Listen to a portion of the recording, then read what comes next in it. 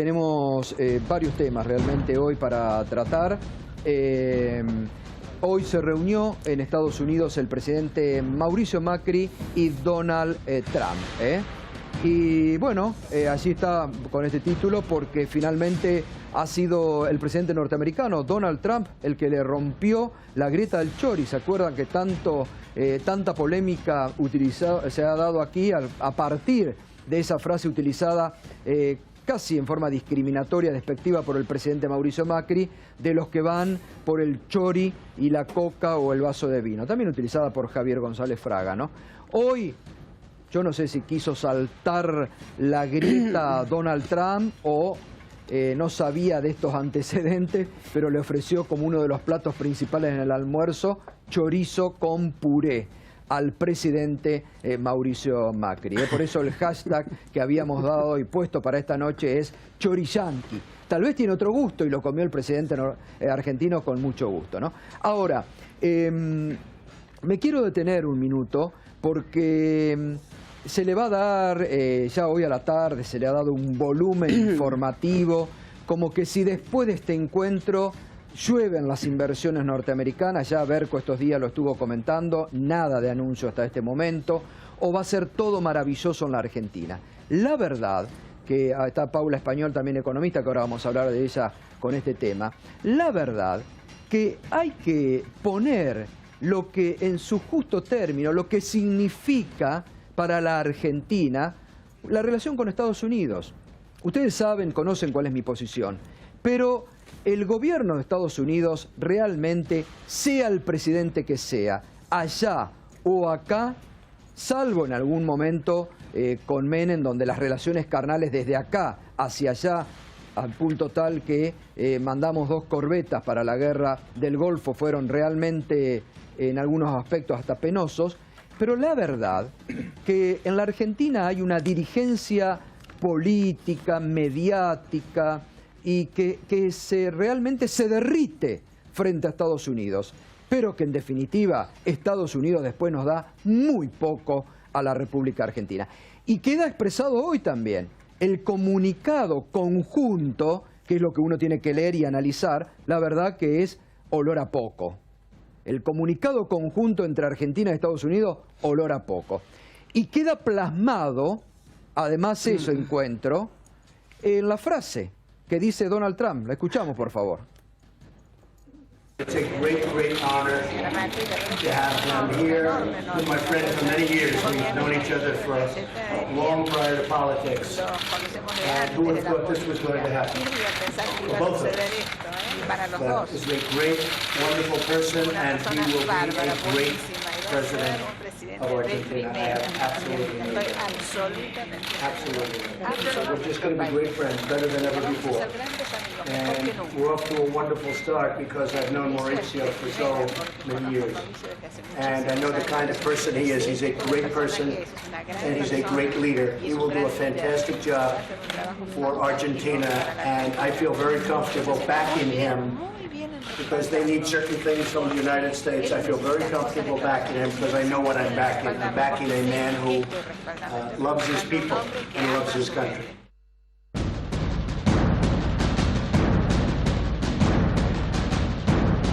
Si es tan buen amigo, señor presidente, ¿le va a permitir a los limones argentinos que lleguen a su país, señor presidente? Son buenísimos. Sí, ya sé todo sobre los believe it or not, the lemon business is a big business. Just say yes. But we are going to give that very serious consideration. One of the reasons he's here is about lemons. And I'll tell him about North Korea, and he'll tell me about lemons. I think that we're going to be very favorably disposed. Allí está la importancia que Donald Trump le da. Yo le voy a hablar de Corea del Norte, Macri me va a hablar de limones, para también demostrar dónde está en este momento la preocupación del presidente norteamericano Donald Trump, ¿no? ¿Por dónde pasa la preocupación en este momento de Donald Trump? Por Corea del Norte. Yo le voy a hablar de Corea del Norte y él me va a hablar de limones, que para nosotros, hay que decirlo, son muy importantes. Pero también esto hay que remarcar, ¿no? Que más allá de todo lo que se ha dicho y que lo marcaba Donald Trump, se conocen se conocen. No nos olvidemos que un Mauricio Macri muy joven, empresario, y un Donald Trump relacionado ya poderoso a los negocios inmobiliarios, intentaron en algún momento en Nueva York hacer negocios conjuntos años atrás, que después quedaron en la nada. Por eso esta relación. Claudia Español, ¿se puede esperar algo?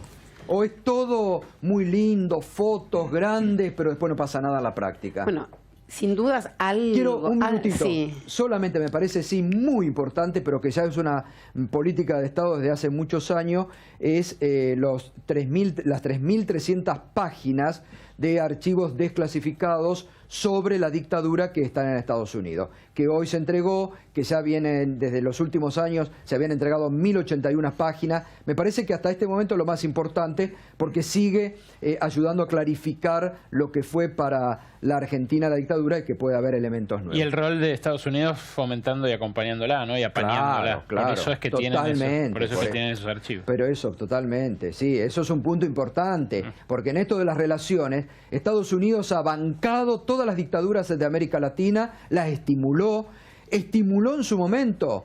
Acuérdense cuando habló del general majestuoso Galtieri, que lo mandó y lo fogoneó para una guerra, y terminó después Estados Unidos apoyando a su amiga Margaret Thatcher, ¿no? Es decir que Estados Unidos, muchas cosas negativas, pero positivas me parece que nada para la Argentina. Creo que lo más positivo es lo que acabas de nombrar con los archivos, porque en materia económica, si bien es cierto, ya que hace un ratito se dijo que se levantaba la restricción de los limones, lo que hay que poner es en un conjunto, porque por supuesto que para los productores de limones es importante, pero lo que hay es una restricción de una gran cantidad de sectores para poder exportarla a Estados Unidos, y de hecho hoy lo que está en juego es el biodiesel, que son 1.100 millones de dólares que ya empezaron a encender las alarmas. Entonces, en ese sentido hay que ver, recibimos limones, pero ¿a cambio de qué? ¿A cambio de qué? Para empezar. Y segundo, ¿cuál es el peso realmente económico que podemos esperar? Y ¿cuál es la lluvia de inversiones? Porque es lo mismo. Lluvia de inversiones es muy difícil. Vienen vaticinando que va a haber una lluvia de inversiones, y lo que vimos el año pasado es que cayeron las inversiones de Estados Unidos y del resto del mundo comparado con los 8 años anteriores. Entonces, la verdad que lo único que vemos hasta ahora es una lluvia de importaciones, que probablemente sobre eso volvamos. Ahora, Paula, concretamente, ¿qué potencialidad tiene el desbloqueo de esta importación? Porque ellos habían iniciado un proceso con Obama, luego eso se truncó apenas asumido Trump, y hay un par de empresas que están pendientes en Tucumán. Ahora, puede ser que se exporte jugo de limón, que se haga algún encadenamiento. Eso es la segunda parte. A ver, por ahora es sobre limones, sobre lo que se abre, y hay una porción, y va a tener un impacto sobre la provincia de Tucumán. Lo que pasa es que, insisto, no es un sector agregado que pueda realmente pensarse hacia adelante y que realmente genere empleo. Entonces me parece que es un pequeño símbolo, porque ya era demasiado que ni siquiera algo que ya estaba destrabado. Porque el tema es que lo único que hicieron en realidad es destrabar algo que ya en diciembre se había destrabado. Sí, sí. O sea, lo pararon y ahora lo vuelven a destrabar. Parece que... Sí, y ahora es una buena noticia. Y hay que ver la letra chica, ¿no? Ojo, todavía no dice nada. Dijo, en el comunicado conjunto no se hace referencia específicamente a los limones, se dice cuestiones agrícola comerciales que se van a analizar. Que está la carne también, hay muchos sectores. Exacto. Todo es promesa. Sí, después el que lo dijo, se lo dijo a los periodistas que cubren la cumbre, fue el ministro de Producción, Francisco Cabrera, que ayer no tuvo empacho en ir a bendecir una planta que va a generar empleo y producción en Texas. Claro, totalmente. Bueno, en este marco también está Héctor Ponce, que es secretario general de la industria láctea. Están pasando una pésima situación, y hoy quiero mostrar, porque hubo muchas marchas de los trabajadores de Sancor, que están realmente en el punto límite, están en una situación límite. Hoy hubo muchas marchas en Pacheco, en ciudades de Córdoba, se están anunciando para la jornada de mañana. Están en un estado de desesperación. Y esta mañana, Héctor Ponce, conversábamos con él, porque además de la problemática del sector lechero, que es dramática, Héctor, usted hoy a la mañana me decía algo tremendo. Los están apretando a ustedes para que ajusten como condición para salvar a Sancor. Sí, es una práctica extorsiva la que están realizando, como realizan también con otras organizaciones y con otras actividades. En realidad están utilizando a Sancor de rehén para tratar de flexibilizar el convenio colectivo de trabajo de la actividad, bajar salarios, flexibilizar por supuesto a la baja, y esto es aprovechado por las cámaras empresarias. ¿Cuál es la característica de la flexibilización que le piden? Básicamente no negociar salarios. Creo que no adecuar el poder adquisitivo de los trabajadores, en este caso de la industria lechera. ¿Cómo no negociar? ¿Qué? ¿Saltear una paritaria? Concretamente sí, concretamente sí. Es más, nosotros tenemos un acuerdo salarial que vence ahora el 30 de abril y no ha sido homologado, con lo cual la no homologación, si bien uno posee una organización sindical, que es una organización sindical que tiene una participación enorme de parte de los trabajadores, la no homologación implica desde todo punto de vista tratar de obstaculizar el cobro de ese acuerdo salarial. ¿De cuánto es el acuerdo? El acuerdo por 6 meses del 13,9%. Nosotros hicimos... Tampoco es una dineral. Tampoco es gran cosa. No, para nada. No, porque los bancarios se lo bloquearon porque lo juzgaban excesivo. Lo que ocurre es lo siguiente, que nosotros, entendemos que con buen criterio, nosotros cuando se nos propuso el año pasado hacer un acuerdo por un año, habíamos visto la alternativa de negociar por menos tiempo y nos negamos a negociar por un año, porque cuando se hablaba de la probabilidad de una inflación anual nosotros no creíamos. Viendo cómo se movían las distintas variantes económicas, dijimos que íbamos a negociar por 6 meses. Entonces negociamos por 6 meses un 23%, hasta el mes de septiembre, hasta el mes de octubre y a partir del 1 de noviembre. Ahora, Héctor, lo que sí, usted dice, nos están extorsionando. Ustedes los están poniendo a ustedes de rehén y dice, para salvar Sancor, ustedes se tienen que flexibilizar. ¿Ese es el mensaje que le están dando?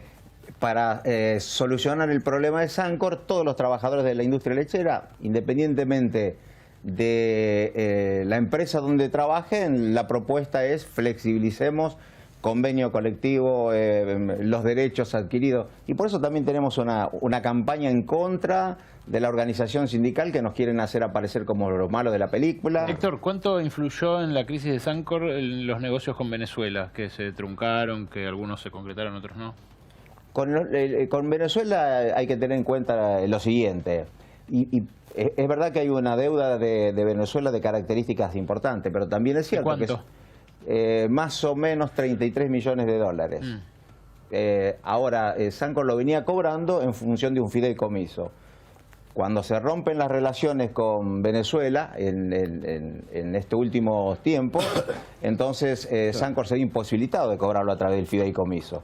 Y ese es uno de los motivos por el cual existe esta deuda de características Y además importantes. ustedes están pasando todo el sector lácteo un muy mal momento. Un muy mal momento, hace más de 2 años que la actividad a nivel internacional está atravesando una situación de deterioro, fundamentalmente por la falta o la disminución de crecimiento de algunos importadores de características muy importantes, como China, que venía creciendo a tasas del 15%, y comenzó a crecer a tasas de la mitad. Los países exportadores de petróleo también por la disminución del crudo, ha hecho que la actividad... Ahora, ¿Y el consumo hay local? ¿Y el consumo local? El consumo local bajó muchísimo como consecuencia de la retracción del poder adquisitivo de la gente. ¿En cuánto bajó? Y de la leche tenemos que hablar entre un 15, un 20, un 25%. Muchísimo. Ahora, hay una característica que la estamos marcando aquí nosotros y es gravísimo. Así como Héctor lo está hablando para el sector de los lecheros, la semana pasada estuvieron ahí mismo los trabajadores de General Motors denunciando las mismas condiciones de flexibilización laboral. Y está el tema, bueno, latente todavía de los docentes, de ustedes, que no quiere el gobierno ir a una paritaria nacional porque por el mismo tema. Lo están queriendo flexibilizar a todos. Totalmente. Y con el agregado que nosotros estamos con un fallo judicial, hay una cautelar de pleno cumplimiento que está vigente actualmente. Y en Argentina no se cumplen las leyes. No lo digo yo, lo dice Carlos Nino, un filósofo del derecho, en su libro, donde dice claramente que la Argentina no tiene apego a las leyes. Esto es un hecho de gravedad institucional, es decir, no hacer caso y no cumplir la manda judicial de la jueza Dora Temis es un hecho para nosotros de gravedad institucional. Estuvimos reunidos el día de ayer hasta altas horas de la noche con nuestro cuerpo de abogados y después el consejo directivo de la entidad, y hemos decidido la semana que viene, lo vamos a hacer las denuncias penales pertinentes al ministro de Trabajo, Empleo y Seguridad Social, Jorge Triaca, y al ministro Esteban Bullrich. Ahora, también para ustedes como órganos de la CGT, todas estas situaciones los tiene que poner en una situación de alerta, porque está claro que vienen por el salario. Por supuesto. Fíjate vos todos los acuerdos que se han ido cerrando, en la mayoría de manera unilateral, han dejado al salario docente en la Argentina por debajo de la línea de pobreza. Claro. El INDEC se expresó muy claramente que para no ser pobre, una familia tipo en la Argentina tiene que percibir más de 14.000 pesos. Hoy en la Argentina no hay salarios iniciales de 14.000 pesos. Y lo que es grave aún, como el caso de la provincia de Santa Fe, donde los profesores que tienen el equivalente 15 horas cátedra a un cargo de maestro, están por debajo del salario mínimo vital y móvil. En el caso de la provincia, sin el aumento que se otorgó ahora, un cargo 12.000 pesos y el equivalente en horas cátedra cobra exactamente la mitad, 6.000 pesos, por debajo del salario mínimo vital y móvil. O sea, esa automaticidad de la que hablaba Burrich no se cumple en la mayoría de las provincias. También hubo un fallo para la devolución de los descuentos que se hicieron por los paros en la provincia. Digo, pero todavía nada. Por eso, es otra ley, otro fallo judicial que no se cumple. Sí, no, todavía nada. Sí. Ahora, el sector lácteo con unos problemas gravísimos. Estamos importando ya dulce de leche. ¿Qué vamos? ¿Camino a importar leche? Bueno, es muy posible y yo quiero volver al ejemplo que recién ponías con automotriz, porque además me parece que es un ejemplo claro de lo que sucede aún en los sectores que se los denomina brotes verdes. Yo creo que hay mucho diálogo, mucho acuerdo y pocos resultados. Digo porque se firmó el acuerdo de 1 millón de autos, en el cual se plantea la necesidad digamos, el objetivo de producir 1 millón de autos, y paralelamente lo que vemos es que este año siguen creciendo las importaciones de autos, y entonces tomemos en comparación, en 2015, si se vendían 10 autos, 5 eran nacionales. Digo, 5, no estaba cerrada la economía, 5. En 2017, si se venden 10 autos, 3 son nacionales. Claro. El resultado de eso, claramente, es que aunque se venda un poco más, tenemos a los trabajadores acá pidiendo porque no hay trabajo en el sector automotriz, que es de los que mejores están, de los que crecieron las ventas. Imaginemos en todo el resto de los sectores de la economía en los cuales cayeron las ventas. Déjame agregar algo respecto de importación sí, importación no. Muchas veces se promociona la apertura comercial con el argumento de se va a abaratar. Los autos no se abarataron. Se están vendiendo casi todos importados. Tampoco la indumentaria, tampoco el resto de los sectores. Nada, todo está caro. Gustavo, ¿querías decir algo? Sí, me llama la atención la preocupación por los limones y la despreocupación por otras ramas de la economía. Y sobre todo me llama la atención en el contexto de que hace un mes la justicia italiana puso la lupa sobre la exportación de limones desde Tucumán porque encontraron una cantidad de cocaína que era exportada a Italia en cargamento de limones desde Tucumán. Espero que Macri, digamos, presta atención a todas las ramas de la economía y que garantice que los limones exporten limones, no cocaína, como ha ocurrido en Italia. Chequenlo en Google. Hubo un cargamento importante en un puerto de Italia, en el cual, digamos, detrás de los limones se encontraban cocaína. ¿Limones argentinos? Desde Tucumán, limones de Tucumán. ¿Sí? Entonces, yo no sé si Trump estaba haciendo un doble chiste, lo de Corea los limones y hablar solamente de los limones. Lo dejo para que lo piense. Valor agregado. Ahora seguimos aquí. Hoy se conoció otra información. Usted sabe, uno de los temas que hemos venido siguiendo también, el tema de los Panama Papers, que tocó al presidente de la Nación, que ha tocado. El juez Casanelo definió que vaya al fuero penal y económico. El fiscal Delgado ha apelado esa decisión de Casanelo. Y hoy el diputado Darío Martínez se ha presentado ante la justicia para ampliar la información y para proveer también él. Tengo entendido, diputado, buenas noches. Usted se ha propuesto para investigar lo que la justicia aparentemente no ha encontrado. Hola, buenas noches, Gustavo. Sí, yo la verdad que humildemente me he puesto a disposición para conseguir los elementos que la propia justicia dice no tener. Acá el juez aparentemente no puede conseguir determinada información, en función de eso intenta declararse incompetente, pero además basado en un informe de la UIF, cuyo titular, Mariano Federici, entre paréntesis hay que aclararlo, también es titular de un fondo de inversiones en una guarida fiscal. Entonces es muy difícil que el titular de justamente un fondo de inversiones de una guarida fiscal diga que el hecho de tener sociedades fantasmas, truchas en guaridas fiscales no es delito. Bueno, es bastante obvio porque se está encubriendo a sí mismo, pero nosotros sí nos ponemos a disposición de la justicia. ¿Cuáles son los elementos que no encuentra la justicia que usted dice puede ir a buscar a Brasil y traérselos? Bueno, la justicia en realidad no ha tenido ninguna respuesta concreta en cuanto a los exhortos que ha solicitado. Nosotros sí podemos traer del registro público de Brasil, a ver, lo puede traer Darío Martínez, que es un diputado nacional, o cualquier vecino que se presente por mesa de entrada al registro público de Brasil y va a tener un registro de las operaciones que hacía Flex Trading en el comercio de Sao Paulo, como también en el registro público de Panamá.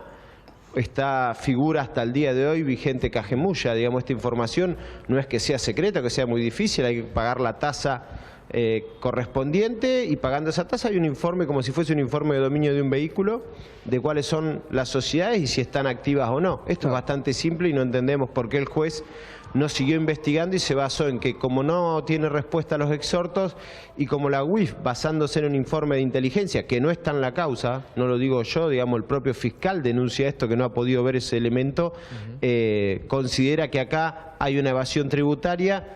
Ahí reconoce que las sociedades de Mauricio Macri existen, pero pide analizar la evasión tributaria y no el lavado de dinero, que es lo más importante. Bueno, ¿usted cree que va a seguir la investigación? ¿Se puede profundizar? ¿Hay elementos para profundizarla?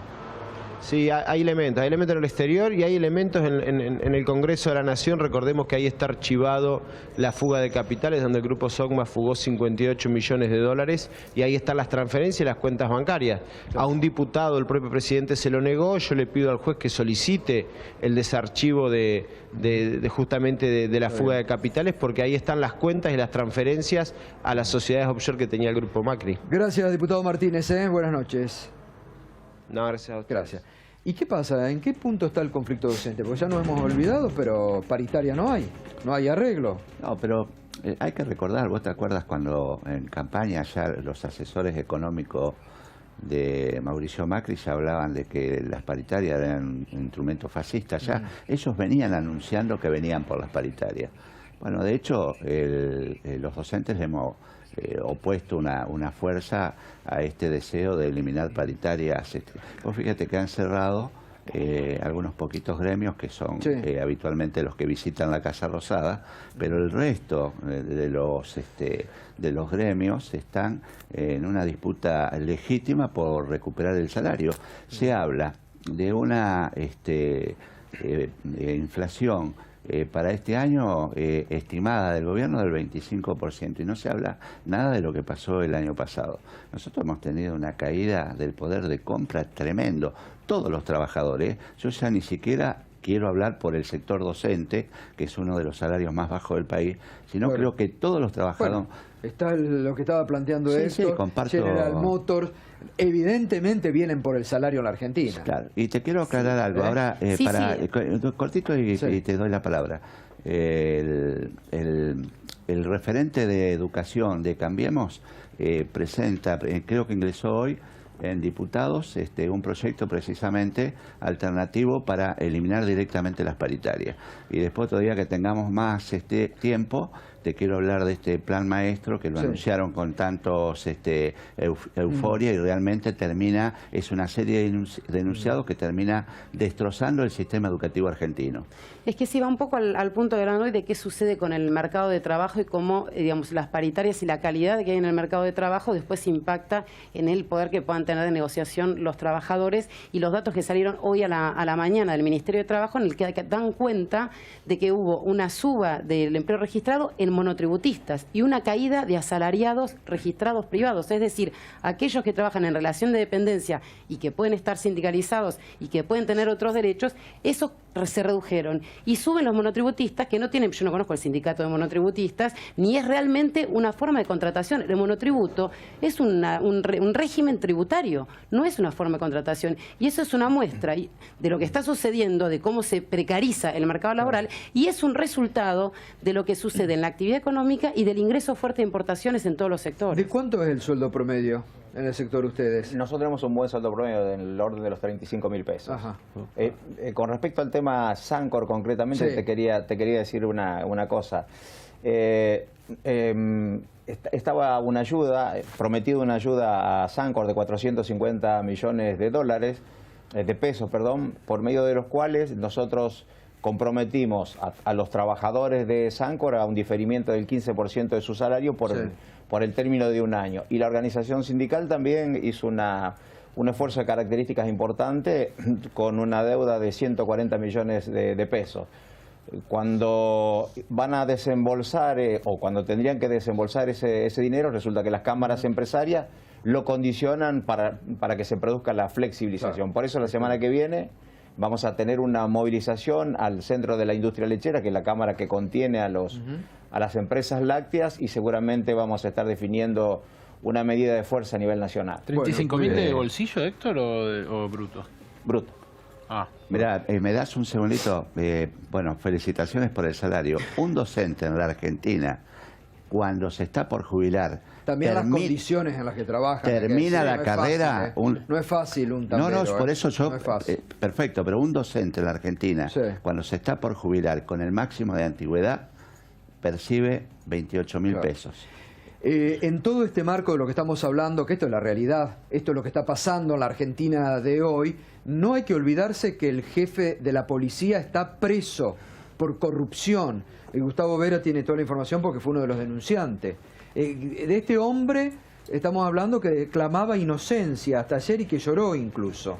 Sí, la información que tienen los medios se acota al cuaderno, pero en realidad el cuaderno es casi el 2% de la información. La información es una cantidad importantísima de policías que se fueron arrepintiendo, algunos que están presos y otros no, de alta jerarquía y también a nivel sargento, a nivel cabo, a nivel principal, que han detallado a lo largo de un año, junto con escuchas telefónicas, todo el funcionamiento aceitado entre el comisario Villarreal, entre la comisaria inspectora Beni, que está presa, y Potocar, que está preso.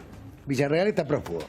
Dicho sea de paso, el cuñado de Villarreal es de la barra brava de Boca. Dicho sea de paso, Calviño, que está arriba de Potocar, tiene 2 causas por encubrimiento de la barra brava de Boca y fue designado por Angelici, porque, ojo, el jefe formal de la Policía Unificada es Potocar. El jefe real es Calviño. Claro. Calviño tiene 3 causas abiertas y a pesar de eso fue reincorporado a la superintendencia por Larreta. Una causa por encubrimiento de policías que están coimeando en el juzgado de Casanelo y escucha que lo incriminan directamente. Una causa por proteger a la barra brava y otra causa por proteger de Boca y otra causa por proteger a un miembro de la barra brava de Boca y además tiene un familiar en la barra brava, casualmente lugar donde revista, club donde revista el señor Angelici.